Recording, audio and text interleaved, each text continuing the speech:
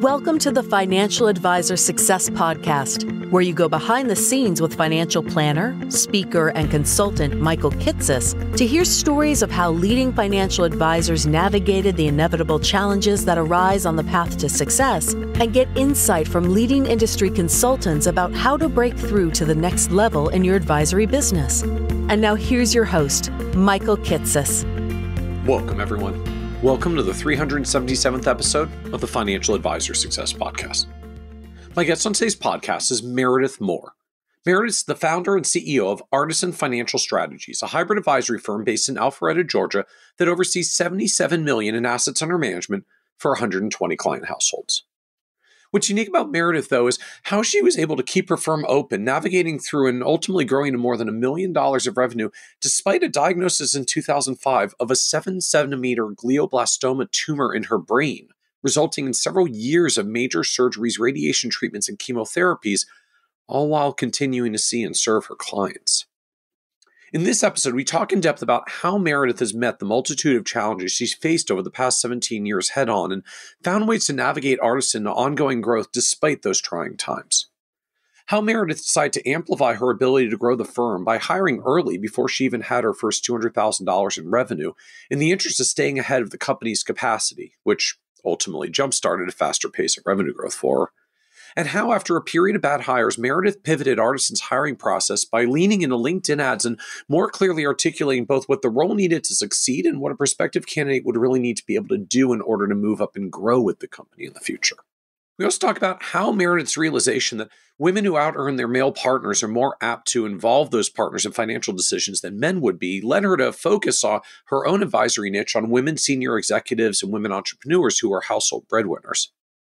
Meredith's whirlwind experience in being accepted as a speaker for the TEDx Women in November 2022 to talk about couples dynamics with money, and the shock of having her talk cut from 2,000 down to about 300 words to deliver for the event itself, and then having to redo the entire talk a second time on the day of the event. And how Meredith, inspired by Dory Clark's Becoming a Recognized Expert course, has leveraged her TEDx talk as social proof for her expertise and further leaned into expanding her network of potential clients through a luncheon series, each connecting 6 women in high-level leadership roles in the area who would meet and talk through a series of 3 simple questions that Meredith provided in order to connect with one another.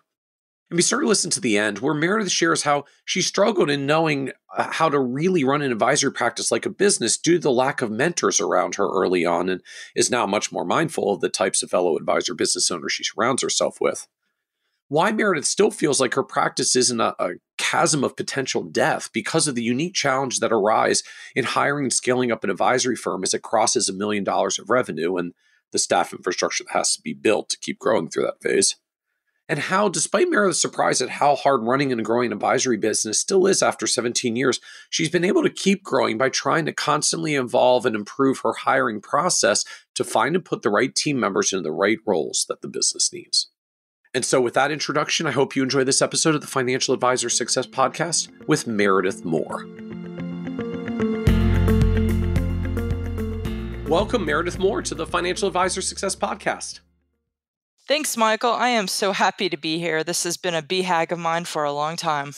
Oh, awesome. I appreciate it. And I'm so glad you're willing to join us today and talk about what I think is one of those challenging issues for so many of us as advisors that sort of looms beneath the surface, which is a lot of us the industry likes to put the mega firms up on the pedestal where there's like a zillion advisors and all these teams. The overwhelming majority of us, though, are on our own, either literally just us, or maybe there's 1 or 2 administrative and support staff team helping us. But like our clients are our clients, and we're the only ones that can serve them. And on the one hand, that just creates some, pressures around capacity, the infamous challenges for a lot of us of I want to go on vacation, but apparently I still need to be available in case they need to do an emergency trade. But then there's the next layer of what happens if I get sick? What happens if I get really sick and have a serious health issue? And I know you have been through one of the more extreme versions of that someone can go through. And have navigated through it and are now here on the other side with I'm sure a lot of perspectives and lessons learned along the way. And so I'm just appreciate you're willing to join us and talk about this really sticky issue of like what you do and how you handle these situations or even prepare for situations of what if I get really sick as an advisor and I can't work for a while? Like I can disability insurance my income maybe, but like if no one serves my clients, there's not going to be anything to come back to at the end. So how do we deal with major health events when we're trying to be a financial advisor? Absolutely. So I want to kind of lay the groundwork. For me, was I felt like I had had this metaphorical successful life, graduated from Georgia Tech, literally right after graduating with an undergrad in industrial engineering, started my practice at 23. Okay. And like every young advisor, I think you and I have been in the business around the same time. So this was like 98, Okay. Yeah. 97, 98. Yep. I started just a year or two after you. Yep. Yep. And, you win all the awards that are seemingly important at that time, and Rookie of the Year and blah, blah, blah. And so I felt like things were going really well. And I had, gotten married, and everything seemed to be sort of perfect, if you will, and didn't have any problem. We didn't have any problems getting pregnant. And I had my son on April 14th, 2005. And right after having him, I started getting headaches. And I don't mean like, hey, the client's calling, this is a little headache. But I went to 3 different physicians and kept telling them this. And I was getting blown off as postpartum headaches Okay. because I had a newborn at home. Right. And finally, couldn't see a neurologist as a new patient for 90 days. And so the fastest way to the CAT scan was through the ER. So went to the ER, and they're like, and by this point, I'm 30 years old. I have a newborn at home, and the ER doctor's like, "I'm so sorry, you have a 7 centimeter anomaly. We've paged the neurosurgeon. We're admitting you right now." And I told 7 centimeter. Like that's so sizable. An well, anomaly, air quotes. right. Well, for all the men out there, size doesn't matter when it comes to brain tumors. It's all about location. Okay. You could have the largest brain tumor in the world, but if it doesn't affect mobility and sort of functioning, like, it doesn't matter as much. So Okay. we didn't know any of this at this point. I knew I was having major headaches, and basically I left that ER because my mom was sitting in chemotherapy, by the way. She talked to her oncologist, and she's like, I wouldn't bring my dog to that hospital. So I left, went to go see a neurosurgeon here in Atlanta, which is where I live. And that guy's like, well, we don't know if it's malignant or not, but we need to go ahead and do a craniotomy, get in there and see what's going on. And so that's what I did. So literally the first surgery in my life was a craniotomy, or excuse me, it was a C-section, then it was a craniotomy. And mind you, before I went to Tech, I went to Rice University, and I was a Division I swimmer. So I had done well. I was an athlete. I was doing triathlons, and this was just like out of nowhere, out of left field. And that's why I really wanted to set the stage. Like, you have all this quote unquote success. This is the success podcast after all. Yeah. And then bam, like your world gets rocked, and that kind of diagnosis, with brain tumors. I mean, you could have benign brain tumors and they can be in a bad place and it's not good. Right. And we didn't know if mine was benign or malignant. And so they did my first craniotomy, which was, again, brain surgery. They literally saw your skull open. They get in there and they take stuff out. Thankfully, my grandfather was the COO of the largest pathology group here in Atlanta, and his team was sitting in the operating room with microscopes, and basically the slides showed at that hospital, as well as MD Anderson at Duke and UMass and a couple other big brain tumor centers, that it was very malignant. It wasn't a little malignant. It was a granddaddy of all of them, what's called the glioblastoma, which is what had killed John Kennedy. It's what killed John McCain and Ted Kennedy, And so a lot of high-profile people you may have heard have had this. And so typically a long-term survivor is considered 5 years. Most people do die within 2 years. And if you can't get a good surgery, it's very difficult for people to survive that first years. Because it's just so aggressively malignant that it tends to spread quickly and do bad things quickly. No, think of it like tentacles. The Okay. problem is people can't get it out. Because the tentacles are spread in different places, and when you start removing parts of the brain, that's bad. And so it's lack of being able to get what we call a full resection. And the problem with where mine was located was it backed up to what's called it was in my right parietal lobe, and it backed up to my motor strip. And having had been an athlete, they were very nervous about how to resect it without me losing mobility on my left side. Okay. So I did the first craniotomy here in Atlanta, and I have a lot of thoughts about physicians. That's another podcast, though. Uh-huh. But so they got the first one done, and because the pathology was so bad, my then husband had slides sent again to multiple other centers. Duke ended up offering me a clinical trial. Remember, I'm 30. Yep. I've got a 6-week-old son at home, and at this point, my mother-in-law's moved in. So it's all sorts of fun. And my mom is dying of breast cancer at this point, too. So lots is going on in Meredith's house at this point. So Duke offers the clinical trial. We literally pack a suitcase and drive up to Durham.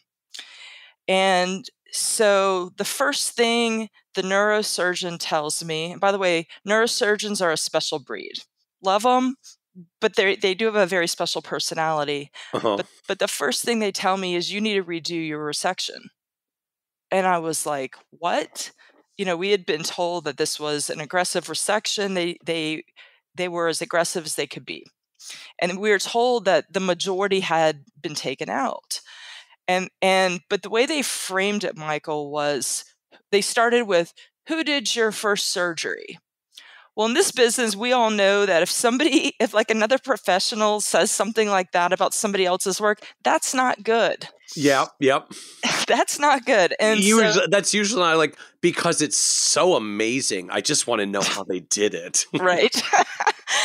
Yeah, that was not the case here. I can assure you of that. And so they said you need to redo it. And so I thought I had hit a low point before. Mm-hmm. I hit an all-time low point now. And I thought, well, this is a surgeon. He just wants to cut, like thinking of our industry. Like he's just trying to sell me something. And so we went and got a second opinion at MD Anderson. And MD Anderson told me the same thing. They're like, who did your first surgery? You need to redo it.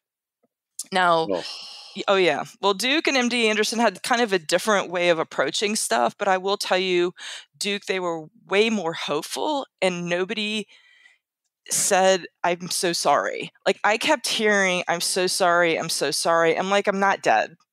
I'm not dead. I'm a big girl. I've dealt with a lot of stuff in my life. I've survived this business we're in. Let's figure this out. I'm 30 years old. And we ended up deciding to go to Duke ultimately. And with Duke, I had to redo the craniotomy. Now, get ready for this one. I redid the next one awake. So I had an awake brain surgery that lasted 6 hours. And because of where the tumor was, they had to wake me back up and talk to me because they wanted to make sure they weren't hitting my motor strip. And so the big joke, and I'm still friends with all the oncologists and surgeons up there, but the big joke is still, I tried to sell the surgeon long-term care insurance in the middle of the procedure. Yeah. I know. Yeah. Woohoo! Thank you for all the people out there that write insurance. So Fantastic. Because what are we now? We're 2005. So yeah, yeah, like all the big players are still active. Like yeah, Genworth's still got a thriving policy. Yeah. exactly. Exactly. So yeah, so we did that. And then I got the first good news that I had really gotten since June 1st was when I had originally been diagnosed. And Duke's got a clean resection. So they were able to fully remove it. But the problem with glioblastomas is because they are so aggressive, you might not be able to see cells. And so that's why people are so cautious. So in answer to your original question, the reason that most people die is because you can't get a full resection because of location. In this case, they did. And then we followed it up with then I had my third surgery, which was a clinical trial where they infused a drug into my brain while I sat in Duke's neuro ICU and pondered the meaning of life for the better part of 5 to 7 days. Meanwhile, I have a business, to your point earlier. I was going to say, so what was the state of the advisory firm? I mean, I think you said you started late 90s. This is 2005. So Yep. you're 6 or 7 years in. So like, what was the state of the advisory firm at this point? So to that point early on, I was primarily doing transactions and more on the insurance side. There was some BD work, so there were some retail funds. I had just started charging fees the year before and affiliated with the RAA. So, and that was even ahead of my time relative to my peers at that time, having affiliated with an insurance BD and an insurance RAA. So I was charging fees at, whatever age that was for us, 25, 26. But it was still early on and I didn't have a lot of AUM and I had to, so you're a traditional life insurance BD. So I'm assuming like the bulk of your business then is good old life disability, long-term care, maybe some variable universal life. Yeah. At the time, some whole life. And charging at that point in 2005, $500 to $1,000 in a planning fee. Right. And I may have had at that point, again, I was so early in the industry, maybe 3 to 5 million max. Right. So nothing that could sustain the practice and pay for the staff that I even had then. Yep.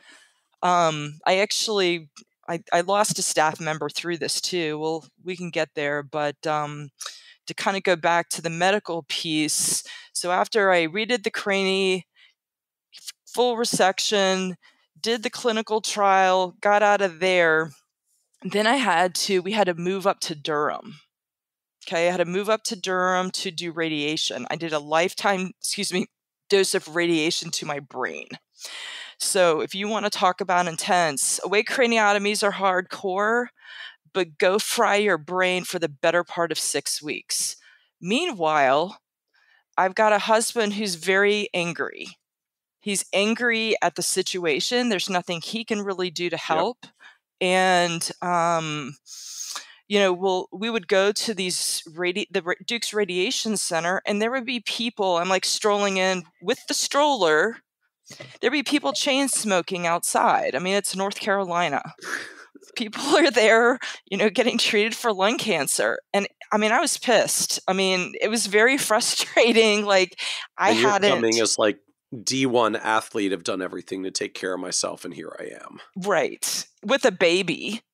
Yeah. No less. And, they would put the family members in one waiting room, and then they would put 4 people in the radiation machine waiting room, and everybody's dying. And the conversations that were had in that small room, Michael, were so intense. And it's hard for people to understand the intensity of those conversations. In fact, this crowd will also get it because somebody started talking about essentially what's the equivalent to the living benefit rider, or the accelerated benefit rider in a life insurance contract. And I was like, Yes, like they're explaining. I need the money for my care now. I'm not dead yet. What's my family supposed to do? Well, they were literally, this person he was dying of prostate cancer and had been for a while. And he's like, I heard that you can do this, like just sharing, like that's the conversation with other patients. And I'm like, well, I know a little bit about this. You're sharing your expertise with 3 other people. But so I waited for my machine every day, 5 days a week for 6 weeks to get my brain fried. And then we would do that routine and then back to the corporate apartment in Durham and trying to pretend like things were normal. And I would call the office, call my staff. I did have another agent or 2 that still to this day I'm very grateful to. They would see clients that I needed to be seen and do some transactions. And they were so kind that they would give me much more of the percentage than I probably really earned at that point, more than origination, essentially. And so at that point, I'm not an established advisor at this point, but I needed some sort of revenue. That being said, I mean, my husband had good income. So it isn't like we were destitute or anything like that. Okay. And this was the summer, many people can relate to this. This was the summer of Hurricane Katrina. And every weekend we'd drive back to Atlanta. We didn't have to do that, but we did that back to our nice suburban home in North Atlanta to try to pretend like things were normal. And then we would drive back up 6 hours to do it all again. Ultimately, I ended up doing, after I did all the radiation at Duke, and I did that there because I had done the clinical trial, I did chemotherapy in Atlanta under Duke's instructions. And so I worked through that. And that's where you could also say back to this whole thing is a metaphor for this business. And, it's sometimes we go through tough times and we have to figure out how to navigate around it. And I would block my calendar. I knew specific days I would be, having I'd be having a party with I'd be praying to the great porcelain goddess with doing chemotherapy. And that's just what it was. But I was seeing clients. I was on disability claim at this point because my revenues had gone down and I couldn't see people at a fast enough pace. Because of course, as a good young agent, you wrote disability insurance on yourself in your early years. There you go. And it's very difficult too, I'll say, because a lot of us don't have high net income early on. Right. And so one thing I'd say to everybody, I don't care how long you've been in the business. I don't care if you have a bill to an AUM. It's, our income is our biggest asset. And sometimes we forget, how that really is set up and what the impact will be. I knew enough about those contracts because I began my career writing a lot of it, and I never went on full claim. I was always on residual claim, meaning I got a percentage based upon my percentage of loss with the profit and loss. So that was helpful. But again, I did have my husband made good money, so it didn't put us back, but it definitely, my production went down. And thankfully, New York Life was kind and generous enough, even though I didn't make contract numbers, like not to, say, see ya. Right. So they took a bet on me in that respect. And, I was able to get back to things, and, I had a great story around this, but where it starts really getting messed up is my mom passed away of breast cancer amidst me in the middle of chemotherapy. And oh yeah, it was really intense. Now, I will say, I grew up with her being sick since I was in the 6th grade, but it just, there were so many, again, whole nother podcast to really go into some of this. But it was very intense. And then I went through a very contentious divorce not a year after that. And so, ironically, people are going to say, what are you talking about? But the divorce was emotionally harder than any of the rest of it. It was terrible. And it was just a very intense time. And I ended up leaving is what happened. I had to figure my business out. And ironically, after we split, my business started growing very rapidly. And it wasn't because I had left. I mean, there were a lot of things. What is it? What's the phrase? Like causation isn't correlation doesn't equal causation, or even vice versa. But I was able to really start growing that business a good bit. I hired my now integrator COO in my practice around that time, and been at it since, and it continued to grow from there. But those 3 years were very, very tough. So I'm just trying to visualize the timeline here. So how the diagnosis comes June 1st. Yep. So And by the way, I still celebrate that every year. I freak my friends out. I have a thank God I'm still alive party on June 1st. I think it's well earned. So the diagnosis comes June 1st. So how long is this cycle of the brain surgery and second and third, and then the the heavy dose of chemo? Like how long did this portion run where you're in just active treatment, knocked out of commission cycle? Yeah, so the first surgery again was in 2005. The second surgery was a month later in 2005. I went through chemotherapy in 2006, but my production started coming back a little bit. And that's when the radiation was in 2005 as well.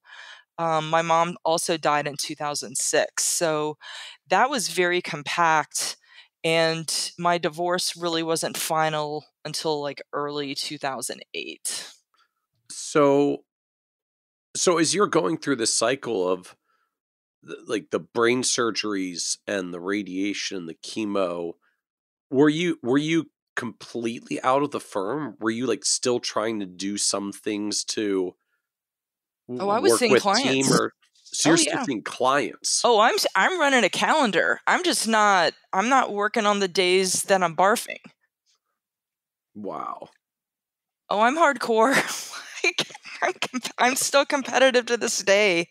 In fact, the the neuro-oncologist at Duke totally gave me grief. I still remember when we were doing the consult, when they're like, "Hey, you need to redo your surgery." I was like, "Well, what about my clients?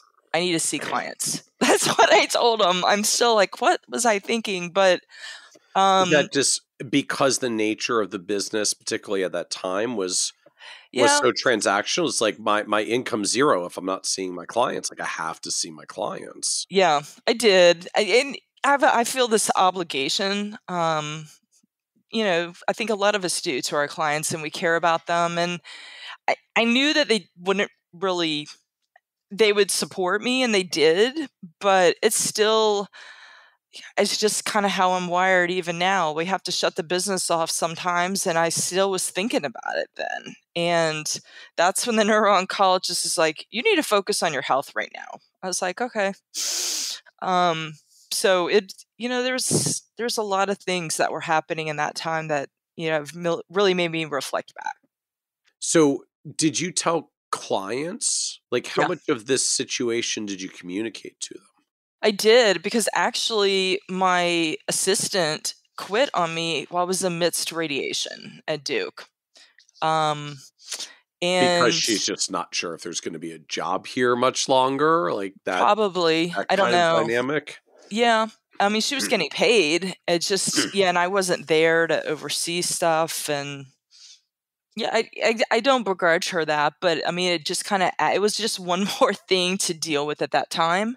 Um, and so So how much do you communicate to clients? Like how far down that path did you get with them? So when I would get an email or like a phone call, I would have one of my agent friends deal with it. They handled it for me. Well, so then which parts are you seeing? Because you said you were seeing clients through some Okay, of I this thought as well. Like, right, absolutely. So yeah. once I was amidst chemotherapy, I'm running meetings normally. I'm just Okay. not running at the pace. And this was like amidst chemotherapy, but amidst the surgeries and radiation, that was where I was just doling, emails and calls out, because that's what we weren't texting in Right. 2005. Right. So that's where I had friends handling stuff for me. But 2008, again, I was seeing clients. I couldn't run the calendar that I had been running before. Okay. So I guess indirectly, one of the benefits of being in large term insurance environment, like there's lots of agents in a local office, like there are other people to call upon to help Yes, but support. I'm a little discerning from a skill level, is a nice way of putting it, like who I wanted to do that. And there's a Hmm. gentleman named Andrew Hill, and highly competent guy, and I trust him implicitly, and he did a great job. And a lot of people, just by nature of this crazy diagnosis from a client standpoint, were willing to kind of sit on hold for a bit if they needed to, as long as things weren't completely falling apart. I didn't have a complicated business at that point. Certainly not to the degree that I do now. So you said as you came out of this on the other end, like business was starting to grow and tick up. So what, because I'm just wondering more like what was going on? What was changing? What was new Meredith on the other end of this that was making it grow in new and different ways? I think the world of becoming the kind of advisor that I wanted, I felt like I was more open to doing it. Remember, I had just affiliated in 2004 and started charging. And that time, again, compared to other advisors, wasn't a bad planning fee. I was charging $500, $1,000, Yeah, I mean and that was sizable well, it was then. almost Yeah, 20 years ago. Yeah, like that. yeah, it Yeah, was, and especially given that I was, 30 years old, like that was a decent size fee. yeah. Um, and so I was really able to start running from there, and without distractions, relatively speaking, in my personal life and things like that. So I started growing my AUM a little bit, and started seeing bigger clients. But really, I'll also say, like, I had growth, but not what I think of now as substantial growth. Um, Within the environment that I was in, I had good production, so to speak. But ultimately, over time, I needed to be around other people so that I could really get much bigger production, see bigger clients with bigger problems. I do have a bit of a technical side, again, having an engineering undergrad. And while we don't judge her, my COO, she has a civil engineering degree from Clemson. So you have two analytical women running the Hmm. practice. And I think with hiring her, that was my next big step to be able to grow things, and really thinking about people differently in my organization. So, do you recall, I guess, where your production was, where revenue was at this point as you're starting to like do this hiring and reinvestment? Here's what I'll tell you is, I remember when the markets went down in 2008, it didn't impact me because I had enough insurance as a percentage in the practice to overcome the 37 to Right. 50% loss in AUM. And I thought, well, damn, like, diversifying revenue streams, I'm just brilliant. When in actuality, I just didn't have a lot of AUM, is really what it came down to at that time. Oh, So maybe 200, maybe okay. 200 of rev, maybe less than that. I've always, as an individual, I've always invested a lot back into my business.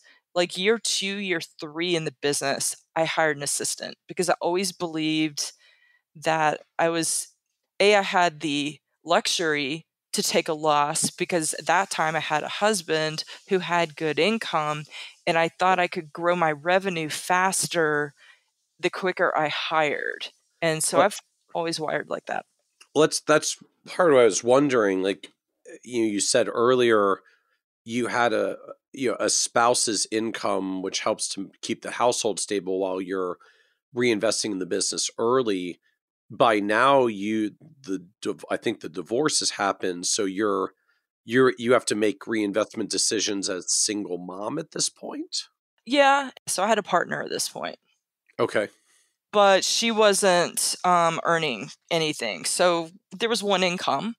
There was Okay. one income, which kind of also leads, I know we'll get there around the niche. So I had not been the breadwinner in my first marriage, and I was in my second relationship or marriage. Okay. And so that also gave context to what we do. So yeah, so I had to figure it out.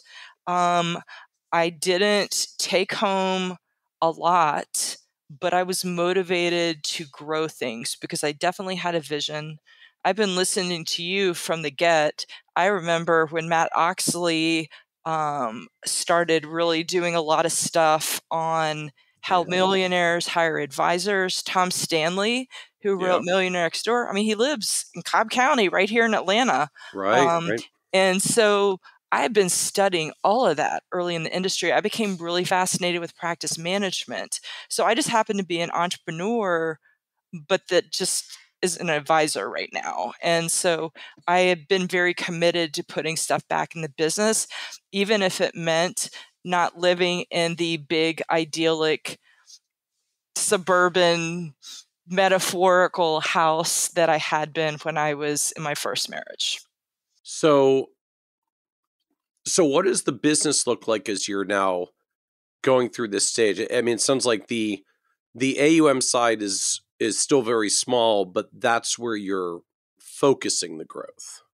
I've always been, and I've always identified as a planning practice first, always. And I know, listen to you long enough, and I know from personal experience, my margins are not going to be what all my friends are that are just running money, or even those that are like just writing massive life insurance.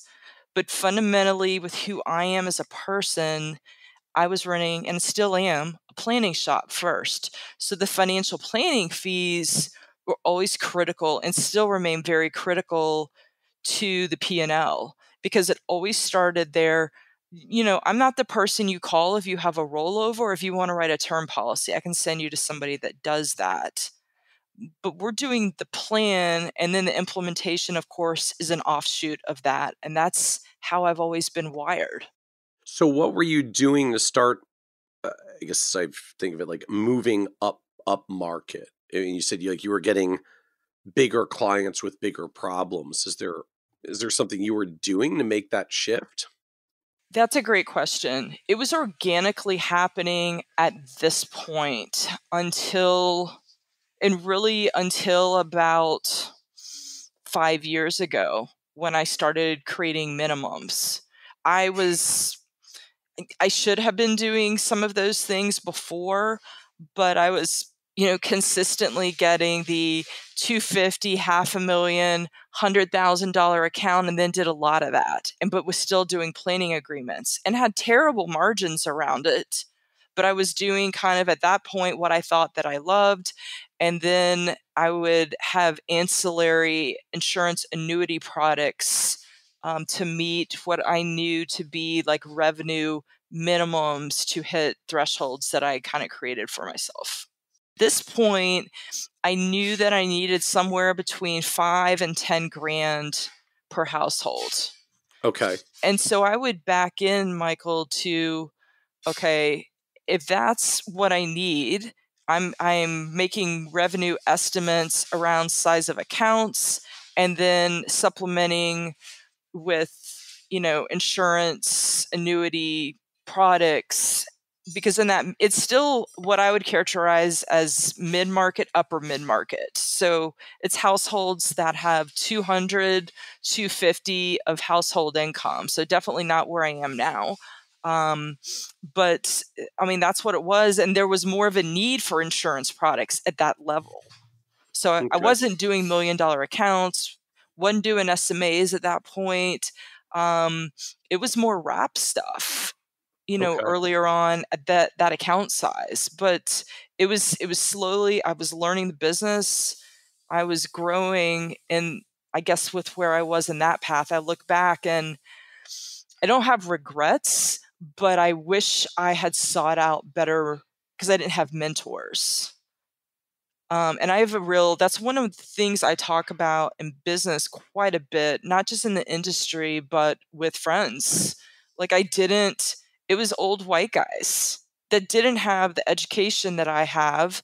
And what their offering was very different than who I was and where I wanted to go. And, I had to figure a lot of this stuff out for myself and listen to stuff that you put out, stuff that Oxley was putting out. Joe Lucas is my coach now. I've been listening to him for years. And so that's how I was learning the business of advisory. And that's always what's interested me. I love being an advisor, but much less than being the business owner and how to figure this out and how to figure growth out.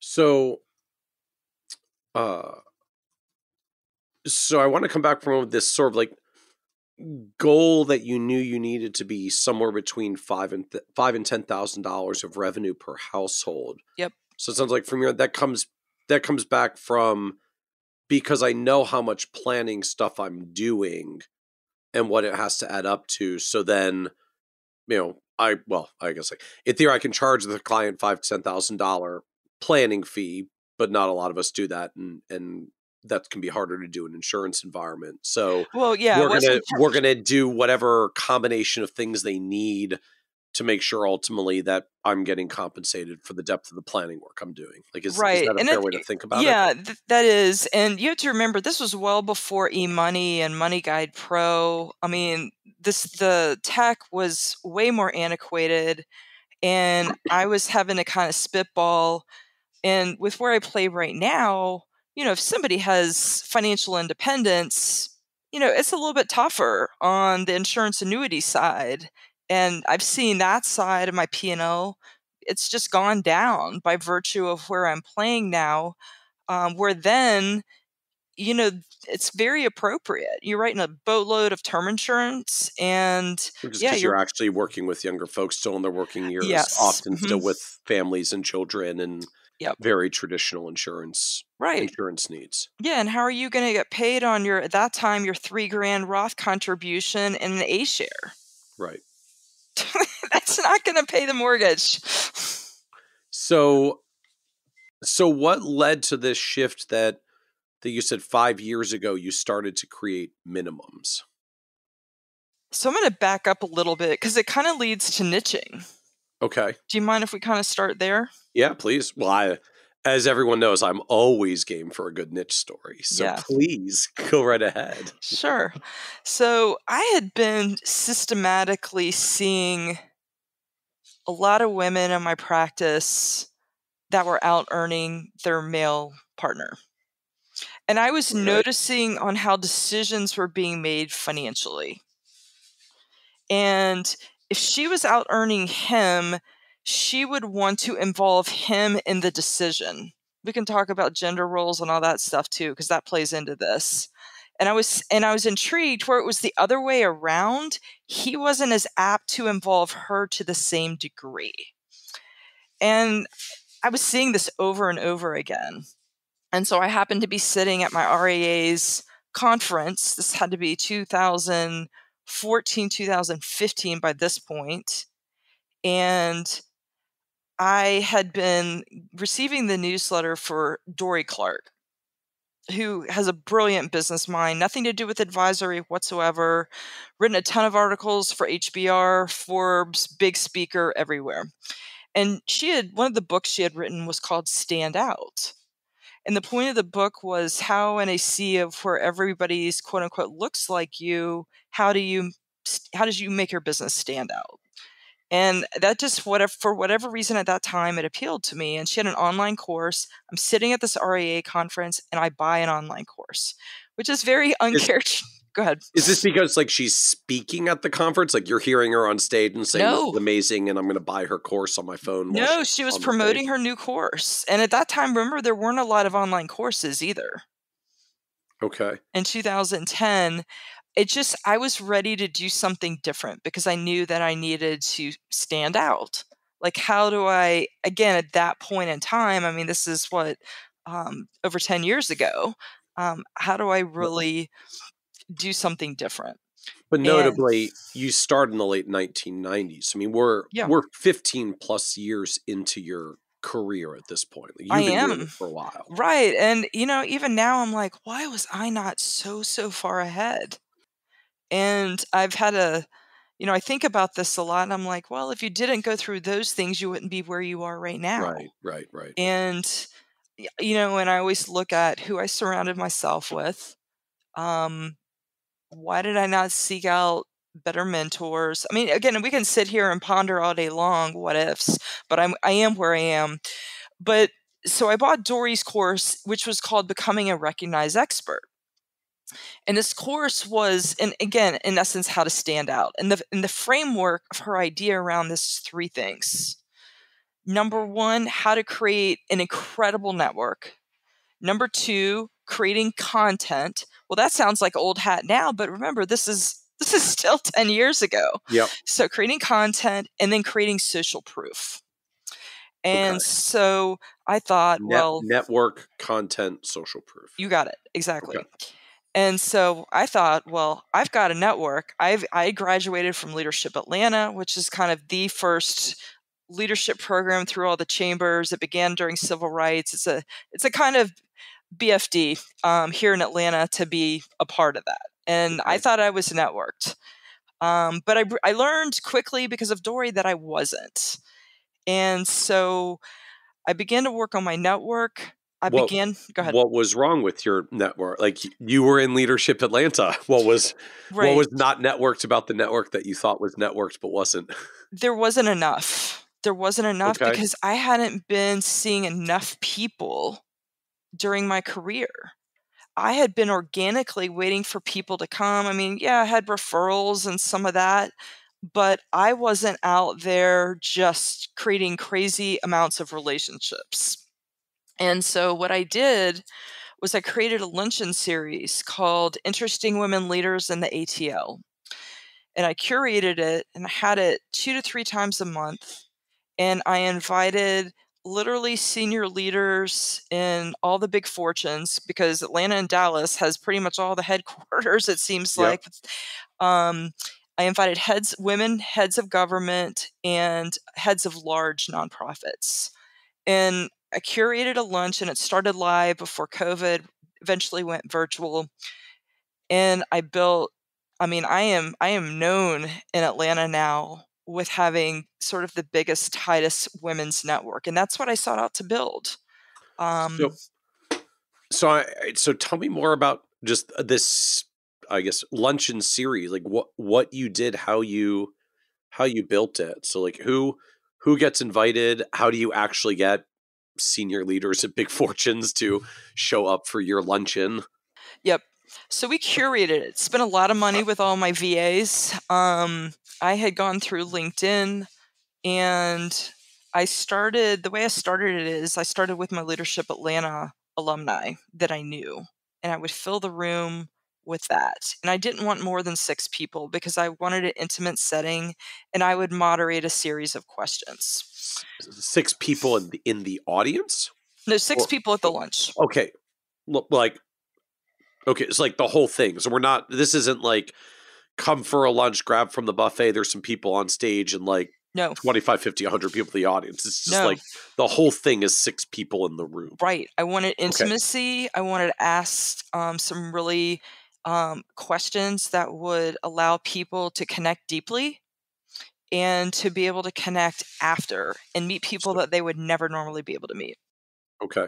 So it's not like one person's the speaker and everyone comes to a lunch and learn style thing. It sounds like the point is all 6 people in the room are curated folks that would be very powerful to get to talk and meet with each other. Yes, exactly. And for me to meet and become a connector a very high level connector over a period of time. I had over 300 women in Atlanta go through my luncheon series over the course of 7 years. So help me understand the outreach, the ask, like hmm how does it work to get people to show up for this? So first I started again with the people I knew, and they Okay. were going to come. And then we had built a list. And so we would still invite some cold people. I had an FAQ, and we made sure that we had a list of everybody that had already been. So I wanted to create FOMO. Everybody relates psychologically to FOMO. So if these people have come, I have to get there. And so with the cold people, that was the approach we took. But we also asked that everybody that participated that they replace themselves. So we created an email, so they would do an email introduction and they would replace themselves with either 1 to 3 people. So I was able to keep my VAs were managing all the inventory, and we never knew who was going to come to which date, but it was all, I mean, it was highly curated and just some really big names and people that, over time I've become friends with. And we would ask that to keep the quality of conversation on equal footing. Like, I didn't need them hiring their mid-level manager or bringing or asking their mid-level manager to do it. So, and based on the conversations in the luncheon with the questions that I would ask, which you're going to ask me what the questions were in a minute, um, they would know, like, you need to find somebody really good that's going to enjoy something like this and that has done a lot of really cool things. So how long is the lunch itself? And is this traditional, like, come for an hour, Yep. hour and a half kind of thing? It was an hour. It was an Okay. hour. Nobody has time to do, Yeah. if you're doing big stuff, you got an hour. It was a low level commitment. It's a one-time thing. I was looking to really, again, my point in building a different network around women and women breadwinners was to focus on, again, leaders, and then same caliber government, heads of bigger nonprofits, and then in corporate doing big things. And so now help us understand, like, what literally are you talking about at this Yeah. lunch? Like, what questions were you asking? Yeah. So I would always first ask about personal, professional background, and I would always go first. You got to throw in all the interesting tidbits. You heard a little bit of mine in the beginning of this. Yep. There's other interesting things about me too, by the way. I'm not cancer chick, and I don't ever want to be labeled that. But so we would start personal, professional background, and then we would talk about the biggest win that they had the previous year. And then the final question was the big goal that they had on their board for the year that we were in, what they were trying to do, and what the rest of us could do to support them in that. So you get to really intimate stuff very quickly. And what was so fascinating was not just the physical lunch, because all this was during COVID too. I found a tech called Circles, CIRCL.es, that a YPO member founded, that very surprisingly it would put everybody in literally a circle, not like the Muppet Show Zoom Square thing. And it allowed for much deeper, more intimate conversations than we would ever had live. So what changes? Like, why was it so much more powerful circle video than live? Because of the depth of the questions and that technology, I mean, that's what it's meant for. Originally it was built for therapists and guidance counselors and education. You're not sharing screens and going through decks. It's meant for more intimate conversations. And I still, it's hard to explain until you demo it. I knew that I needed something different, especially, I moved to Circles during COVID. I needed something different. And, it just allowed people, some of the stuff that was said in there is, and you don't know anybody. So it's just fascinating to see people get that vulnerable that quickly. And I'm So, used to it because in EO and Forum, we're taught to do that, but most of these people were not. so was it literally just those three questions? Yep. Yep. And you got 6 Times people. times Yeah. 6 people, everyone takes a few minutes for each, and an hour blows by really, really fast. Oh, yeah. And then what we would do is we do a photo and put that on LinkedIn, and we tag everybody so everybody was able to connect after. And the amount of business that was done with people after was absolutely fascinating to see that happen. So so how does this turn into business for you? Thank you for asking that, Michael. So I would send a book, an HBR book, Women in Leadership HBR book, and a handwritten note after, and would follow up. And ultimately, I'd get a one-on-one, is what I would do, and explain more what I do. Okay, And you've earned enough in this relationship that at least you get the proverbial at bat. We had such a great interaction. Would it be okay if we had a follow-up meeting where I could just share a little bit more about yeah, what I do in case that's helpful for you? yep, exactly. Okay. Yep. And some percentage of those turn into business in the good old-fashioned way? That, and I've gotten known around women and money in Atlanta, because between those asks and people just knowing, and if somebody was asking about it, I would get the referral. I get more referrals from non-clients than I do clients because of all of this that I built. I don't know if that's a good or a bad thing, but that's how, as I really started running these luncheons at a rapid rate, that's what was starting to happen, and it still happens that way with how I've created that network around town. So so your comment earlier from the Dory Clark framework was like your three things: Hmm. network, content, social proof.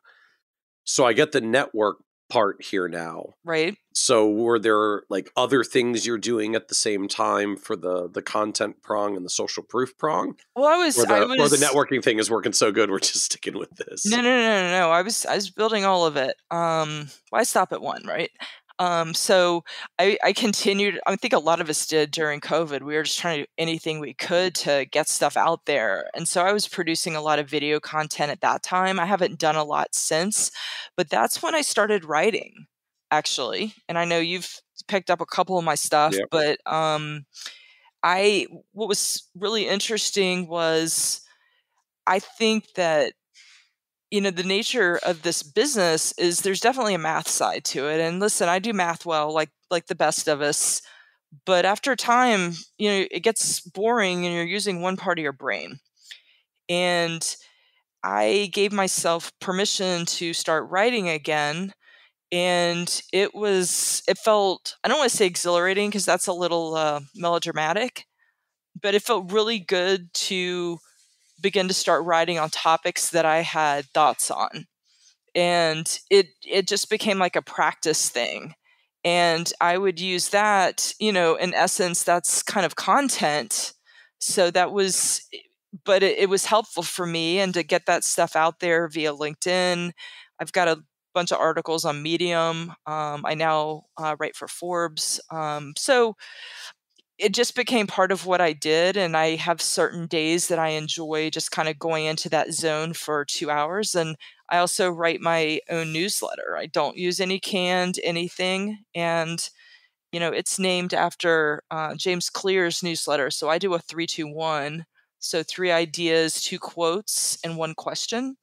So, and as I'm reading different things, learning different stuff, I'm able to take where my head is and get that stuff out there. So, writing in terms of content became just as important to me at that time, and to learn a new skill. Uh, so I'm just wondering, like, what are you writing about? Like, what topics? I mean, as you're saying, just like I'm writing about things that are interesting to me. But like, what kinds of things are we talking about?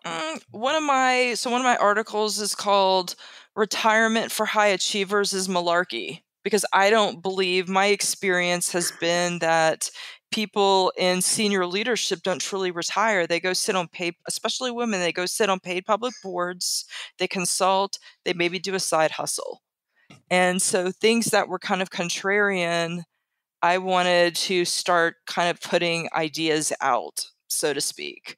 That's one of my articles. I mean, I've got literally probably 100 different articles. I think the one you picked up was around planning in terms of living expenses. If you've made more money than your parents, and how are we thinking about how much we're sending back to either families, or I'm sure many people in here have had this happen. Again, we've done better than our parents have financially. Mom and dad didn't have the assets to cover a longer term healthcare event, nor did they have insurance. So typically the oldest daughter, like, it's batter up. You're going to have to start writing checks to cover care. And so how do we think about that in a financial plan for our generation, and having family meetings and beginning to think about financially providing for our parents? So this, I'm struck, like these are still articles, topics that kind of relate back to this working with high-powered women, Yep. high-powered, high-income Yep. women and stuff they're dealing with, right? Yep. Like, so Exactly. high achievers that probably aren't going to retire. You're the high earner who's a successful executive Fortune 500 and makes more than your parents did, and also happens to be the oldest sibling, which means you're the oldest daughter and everyone's looking at you when mom and dad get sick. Right. So let's have that conversation. Yep. Yeah, so I was doing it with my avatar in mind, but I mean, there was other stuff that I would do, just trying to, that might have been topical.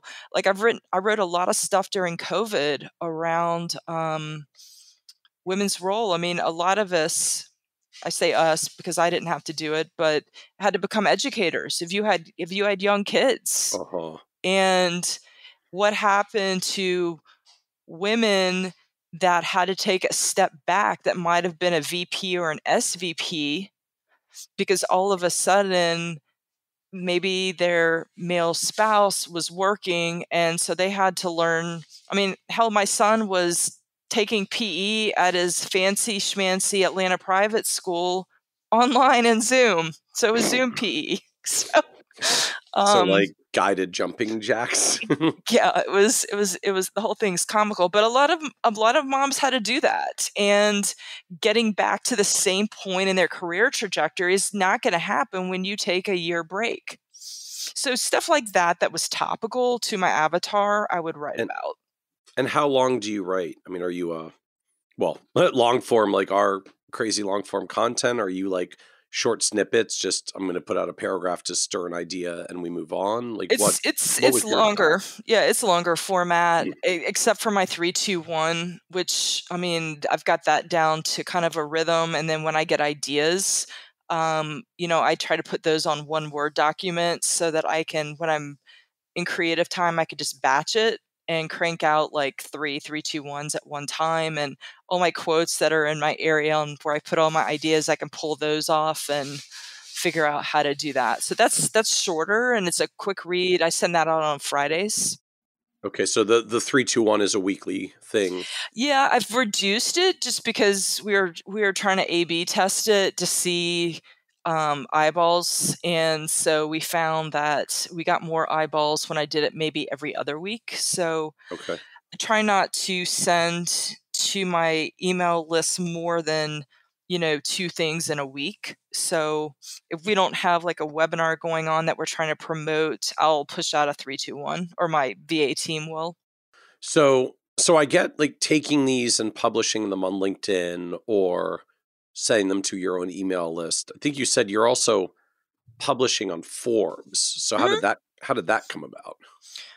Well, I'm doing pay to play. So if you're going to be a Forbes contributor, that's a whole another animal, and I don't have capacity to do that from a time standpoint. I think I have the knowledge and the ability to write to do it, but with their finance counsel, it's a low bar to be able to submit articles. But I mean, I'm right enough to where we rarely have edits, and so whatever the hot topic is that I'm feeling like I want to write about, I'll send it to Forbes, and then they But edit but it you have to pay. But you have to pay them to at the beginning of the publish year. on the platform. Yeah. So what can I ask? Like, what's the cost to It's like do those type of 1,000. arrangements? It's like Okay. 1,000, maybe 1,800. It's not a high bar. Okay. And the appeal is just, hey, I can put this out on LinkedIn or other places, but Forbes has its own traffic, its own visibility. Forbes is still a name unto itself, so it Yeah. shows well to say I'm published on Forbes. Like, is that the That's that's the social proof. justification for the Yep. $1,000 payment? Yeah. There's your social proof right there. That's one of them. So I was going to ask about that is like the third prong here, right? So you've talked about the networking and how you built with the luncheons, the content and how you built with articles. So then what was like the social proof portion of this formula? So I was writing for Forbes. It's doing a TED Talk, which I did, and also guest lecturing at both Georgia Tech's Scheller College of Business and Emory's Goins Way to Business School. So I feel like I've kind of satisfied that thing too. And Dory's argument around social proof is, obviously by having some of that, it makes it easier walking in that you've done X, Y, and Z, and it looks nice in a bio before you come on as a speaker. So you said writing for Forbes, guest lecturing at Georgia Tech and Emory. Mm-hmm. So like, is that an ongoing thing, or Nope. like you did that at one point? I did that at one point. And I because I went to Georgia Tech, I'm still very involved over there with alumni stuff. And whenever I can give back and speak to groups, I try to do that. I would say, so like, what do you do to open that door, just for anyone who's never tried to get guest lecturing opportunities? Well, you have to know somebody and see if they're looking for speakers and see if the professors are looking for that. And sometimes there's other groups. I found this one particularly funny. There was a undergrad group called the Society of Women in Business, and these were undergrads. And so, being a mom, I had my super secret spy agenda. My son at this time was a junior or senior, and he's not a math guy, so I knew he wasn't going to tech, but he had never been on the campus to tour, but I was going to be speaking in the business school, so I had him meet me over there. I didn't tell him what I was doing or that I'd be speaking or this was only women. And so he showed up there to support me. God bless. And we're doing it. And he's like, "Mom, this is only girls." I was like, "I know. That's why you're here." So he watched his mom do her thing on the stage, and that felt really cool for me. Very cool. Yeah. He was at my TED Talk too. So that was also cool. Well, and then, so like, that's not a light thing. So TED Talk? Yes. So what is this and how did this come about? Right. So this is a whole other animal. So this had been on my list for a long, long time. And understanding how it works is very, very black box. And I did not sign an NDA on how it works, but short of that, I mean, it's complicated. They don't tell you in advance. But I had TEDx. There's a TEDx Women franchise here in Atlanta, and I had hired a consultant 2 years ago, or before I got it, that I wanted to get one because there's people that can actually do that. They know how to apply to all the different venues with your idea. The first thing is, most people in this industry, it's not what you think. Like, you can't come in with your great portfolio idea around alpha and beta. They do not care about that. They want something that, in fact, mine was too complicated because I originally went in around power dynamics and relationships and what money does with that. And they're like, too complicated. And so, but I had originally gotten in with that. And by the way, my network, there's some people that happen to be on that board for TEDx Women, and they were able to help vouch for me. So this speaks back to that framework. Right. My network helped me there. I got in to be able to pitch. And, I pitched and she told me no, like this isn't going to work. And so I went back to my consultant. I'm like, I got rejected. Like, I'm not used to getting rejected except in our business. This isn't like a person with $5 million telling me no. And so she's like, that's okay. This is like auditioning. Go back and do it again. I'm like, I can do that. I don't give up. Just let me get an at bat again. And so I went back, tweaked it slightly with what she had said. And the organizer, I didn't realize she had my cell phone. She ended up calling me like right after, and she said, yours is really good, but it's not going to work for this because I think men need to hear this too. And I'm like, you're not wrong. And the next thing I knew, like a month later, I got an email saying I got into TEDx Women. And I was like, what in the world? Because she had basically told me no on the phone and that it would be for another regular TED event. And so I was part of it. And the way TED works is whoever the organizer is, they're going to have a theme. And then they are going to curate the talks that fit their theme. And so they're producing this massive show and everything interconnects. And so that's what it was. And I got to tell you, and I've haven't done as much speaking as you, Michael, but I've done a lot. I had spoken at the Wall Street Journal Women in the Workplace series, not like 2 or 3 years before. I'm like, this is going to be cake. Well, what they don't tell you is there are no teleprompters. You can't hold note cards. You have to memorize every single word. Okay. Every single word. And you were they gave me a coach. Everybody had a coach. And mine got cut down from originally 2,000 words to maybe 300 words. Like when I say the talk was decimated, it was decimated, and it got switched from power dynamics and relationships to how to have better conversations with your partner around money. And essentially I'm being handled. And that's so, like your whole speech, your whole presentation is 300 words. Yes, it was very short. Like a couple of paragraphs. Right, exactly. But it's my coach who's reporting to the organizer. They're all meeting, and then there's like 6 of us, and we're all living in our own bubbles. And then we have to go practice in front of small groups that the organizer has organized. And I come back to it's rote memorization. When is the last time we've had to memorize anything? The freaking 3rd grade? Like, here's the Declaration of Independence. Like, I don't know. And so... well, I guess on the plus side, it's a little bit easier when they cut you down to only 300 words. Yes, but still it's not. But yeah, I guess it would be. So the talk was really good, and my coach was really instrumental. And I've had speaking coaches before that I've hired, but this guy was amazing. And in fact, I'll hire him again later this year to build a bigger talk, and that's another podcast too.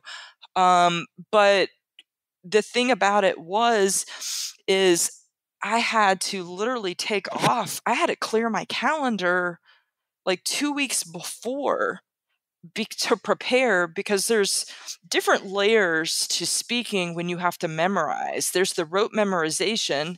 Now you're bringing in who you are, the hand gestures, the intonations, and they were handling my intonations, like where to emphasize. I mean, this is a very produced show. And so, I sat up literally in my son's room and did that thing something in the order of 300 to 400 times. Yeah, the talk was 5-7 minutes, and it was really hard, and it was an incredible. I'd put it up there in the top 10 experiences of my life. I learned a lot about myself, and then the crazier part was the talk was at, they had TEDx Women at the Center for Puppetry Arts here in Atlanta. And so I did it the first time, and they told me not to wear long earrings. They did, because, you get the headset with the mic and the lav, the drill with speaking. Yep. And I didn't know it. I couldn't tell it, but apparently my earrings were hitting the lav. And so Mm-hmm. and so I'm coming off this massive adrenaline rush. I do the talk, don't mess up too much, but wasn't perfect. And I'm like literally recovering, coming off the adrenaline, sitting down, and they're like, there was a technical problem. You need to redo it. And I was like, do you want to redo that now? Or do you want to redo it at the very, very end? Meanwhile, the head of all of agency from New York Life and 3 SVPs have taken a private plane. They're sitting out in the Center for Puppetry Arts, knocking on the door, trying to talk to me. And I'm just a stress ball. I'm like being told I have to go redo this thing. And I'm like, okay, put me in, coach. Let's do this now. Let's just get it over. And so I redid it. Didn't get to spend time with anybody that had flown in, and nailed it. And my coach was right there in the front row with my family, so that was really fun. And the organizer, she's become a friend over time, and she's like, I got to tell you, like, I almost wasn't going to let you redo it. And that's actually made me kind of mad since, but I did redo it. It worked out well. And I will tell you, in the essence of memorizing, the people at Lifetime Fitness looked at me a little strange because there were a number of mornings that I would go in super early on the treadmill and just give my talk with all my hand gestures and the whole line. And so this is now like up on the TED Oh, yeah. website? Yep. So in fact, like it should be in your show notes. I sent you guys a link.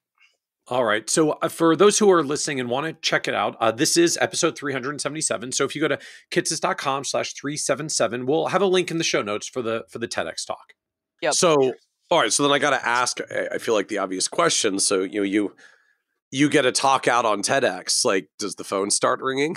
No, it's social proof. It's in my, I know. No, that's not how these things work, with marketing. So social proof is never going to bring in revenue, but I will tell you that if I didn't have some of these things, like I might, it's made me more quote unquote, referable. And so, and there are really no advisors that have done a TEDx before when I did, because the big idea is what's so hard to come up with, because it's not something that's financial advisory. It's sort of like adjacent. It's money adjacent. It's how to think about it. And I had to kind of back into some of this. So now just help me link these together. Like, I feel like we've talked about sort of Dory's framework. Like, there's the network, which is the luncheons. There's the content, which is the articles. There's the social proof. Just sound like it's a little bit of a blend. Like, I do some of the lecturing things in the TEDx once, so I can like put it on the official resume, and we're done with it. The Forbes stuff is at least a little more ongoing because I'm writing anyways for the content, so I may as well Forbes it for the credibility. Right. So I'm just trying to visualize like how this quite all comes together to make clients show up. Right. So it's not tactical. It's more strategic is what I will say. And then I work the tactical stuff just like the rest of us with client referrals. I'm out networking. I get more referrals from my network than I do from my clients at this point because of how more recently how I've started moving up significantly up market. I finished the luncheon series. I'm getting ready to start a women's dinner series for women enterprise level entrepreneurs. So I'm very involved in EO or Entrepreneurs Organization, and so I have a business advisory model that we use, not just sort of traditional financial planning. And so with my Women Entrepreneur Network, I'm getting ready to start a dinner series called Rich Conversations. And so same style as what you were doing already, just now we're going after women entrepreneurs instead of women leadership? Yeah, and there were a lot of entrepreneurs in my Interesting Women Leaders luncheon, but the dinner series is focused on enterprise level women entrepreneurs that typically are going to be above 8 to 10 million of rev. So now bring us to present of just so what does the advisory firm look like today of, I Right. guess, like, Sure. clients or assets or revenue, however you evaluate? Sure. So I'm just over a mil in revenue, Okay. and about 60% of the revenue is from AUM. Okay. 15% are in financial planning agreements, and I am on your high end. I do charge 1,000 a month on financial planning. So I know relative to many people listening, it's higher, but I mean, I'm constantly sitting in CPA calls and constantly sitting in estate planning calls, and I feel like we earn every dime on that. And remember, we don't sell anything until we get done with the planning engagement. And then 25% is probably other ancillary stuff, whether it's insurance, annuities, splits with my other advisor, maybe some small retail stuff on the investment side. Okay. So as you've grown this journey, what's surprised you the most about building your advisory business? I gotta say, I've been surprised that it's still so hard. Mm, Um, we talk about not just in advisory, but even in outside businesses that 750 to 1.2 is the chasm of death. And I'm squarely in it. And there are days where right now I'm trying to bring on new advisors, and with our niche, we didn't really spend a ton of time on this, but it isn't just women, but my other advisor, it's people of color. And so he works quite a bit with Black intergenerational wealth, and we're very committed to both of those markets. And so, I thought that, hey, once I have the minimums that I do now, because I'm personally not working with anybody unless there's $500,000 of household income, or of income, not yeah, even just assets, of income. right, of income, and or a million of AUM. But I'm not doing one-off transactions. It all starts with a planning engagement, and again, we're charging 1,000 a month that first year. And how many clients now overall? So, it's almost 25 years. So, all in, there's probably around 120, but truly, I have about 50 that are active that I consistently try to do reviews with and that we're talking to. You have a lot of these old transactions from 15, 20 years Right. ago, that are paying 20 bucks a month in term insurance, and, there's just not much to do with them at this point. And what's funny is they still see me as who I was 20 years ago, and I'm a different advisor, as all of us are. And so what's the AUM base at this point, if that's Yeah, like the yeah, yeah. center or like the biggest portion Sure. of revenue It's now? about 80. It's about 80 million plus or minus. It's not Okay. huge, but again, it's a decent size. So and so that's kind of the chasm challenge, like you're coming up on capacity limitations for you on your own. It sounds like you've had another advisor, but he's got his own clients that are separate from this base of yours. That's exactly right. So that's Okay. what we've been dealing with. And the other issue we've had, I have an integrator, so I have a COO, but we have two operations people that have reported to her. We had to bifurcate the roles because of the amount of insurance we still have on the books and are still doing. So there's an investment operations and there's an insurance operations. Okay. And the insurance ops person also oversees all the planning agreements. Where we've still been bumping up against capacity is my COO was having to run the planning. Like, she's just wearing so many hats, it's been unsustainable. And so we literally just hired a director of planning to sit in all my meetings, and Adam's meetings as well, to do notes and to come back and, in the CRM, put that in there and assign all the activities to the team with what needs to be done. And we knew that was going to be a game changer. I mean, I'm only a month into this, and it's so phenomenal. That has changed my world. Because you just don't have to worry about capturing all that stuff and Right. getting it back to the CRM anymore. Right. Well, that, and if we're on with a client, there's a little bit of theater in what we all do. And then when we're dealing with navigating in Zoom or Teams or whatever your jam is, it's like the sequence of the order of the documents we pull up and how do we tell the story. And if we have to navigate through eMoney to look at a quick scenario on the fly, like there's a lot involved in that. And then, oh, by the way, make sure you capture all the detailed notes. Right. And details are critical for people in operations. And I don't think of everything all the time. And that's been a gap for them, is both me and my other advisor, we just haven't. I do great notes for an advisor, but for what they need, it's still not near. And so that director of planning is kind of the link between the advisor and the operations team, and can be more nimble, where I'm focused on rainmaking and just with my top clients, showing up and doing my thing and telling the story. So as the firm's gotten growing over, it sounds like the past 10 years in particular, Yeah. what's been the low point of the growth journey? So I guess it was 2 years ago. Thought we had all of our seats figured out, the seats on the bus, had new people in operations, and hired somebody to be that director of planning.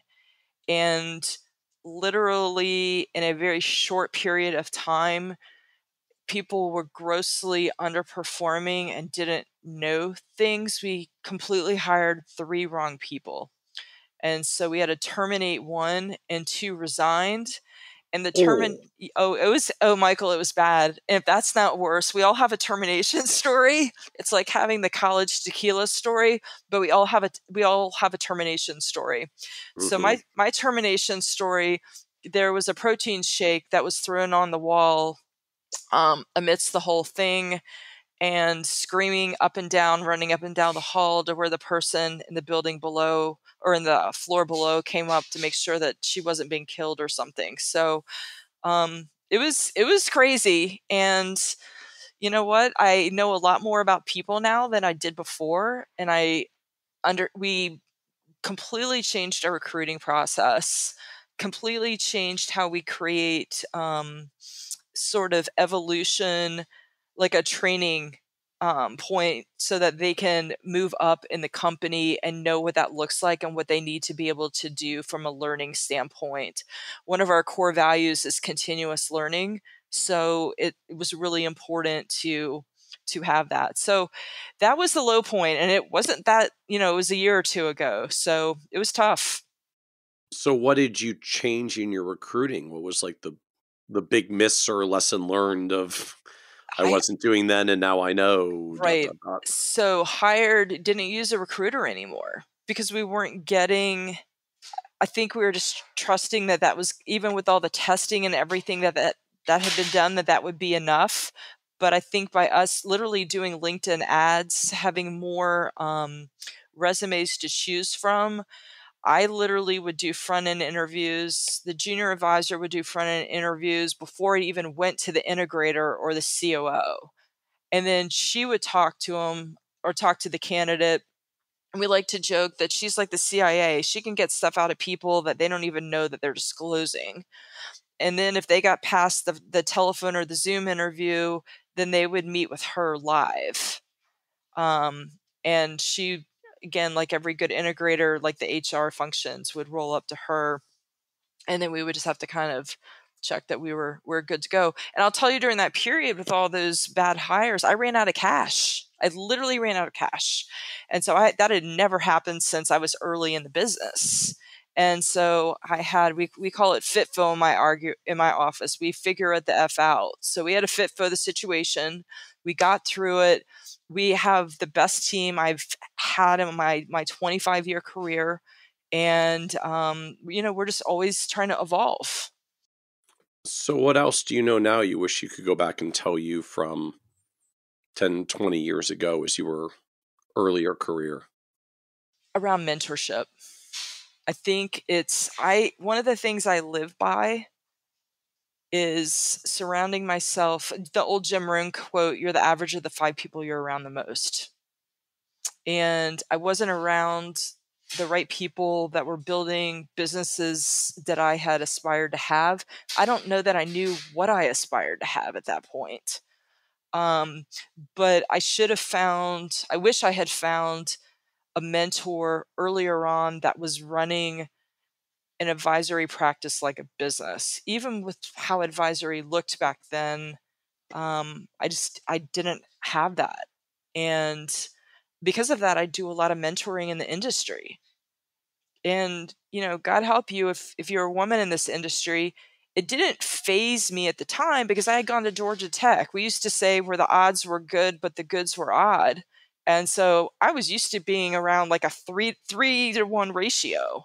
So I just thought that was normal.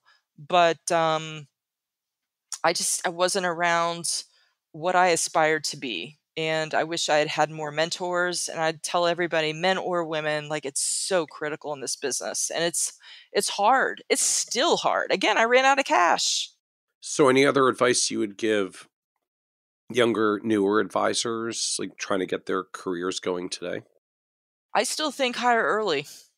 I mean, that still allowed me to create a trajectory, and do not discount learning about practice management in the business of advisory. If you want to be an advisor, that's good and that's a concentration. But if you're trying to grow or want to build a firm, you better be just as astute or figure out how to create learning to be just as astute on the business side, or hire somebody that eventually that will do it. But I think it's so critical. So as we wrap up, this is a podcast about success. And just one of the themes that comes up is the word success means very different things to different people. And so you're on this wonderful path. You've crossed $1 million of revenue, right? The business is in a very successful place by any traditional measure. So how do you define success for yourself at this point? For me, it's about having channels to be able to create impact. How I'm measuring impact has yet to be determined, but I personally, with who I am, I like to connect deeply with people. And that's fed me on the advisor side. The other key thing for me for success is not being bored. Again, I don't aspire to have 5 businesses like you do, my friend, but I've got to be doing other things other than just being an advisor to not get bored, and to also have fun in that process. And I feel like I've been able to do a lot of that with how I've structured a lot of speaking engagements and some of these other things that we've talked about. That feeds my soul. Very cool. Very cool. Well, thank you so much, Meredith, for joining us on the Financial Advisor Success Podcast. Thank you, Michael. Thank you. Want even more ideas, tools, and resources on how to break through to the next level of success as a financial advisor? Check out the leading financial planning industry blog, Nerd's Eye View, at www.kitsis.com, where Michael covers the latest practice management trends and financial planning strategies. And by joining the members section, you can earn IMCA and CFP continuing education credits, along with exclusive member content. Get it all now at www.kitsis.com.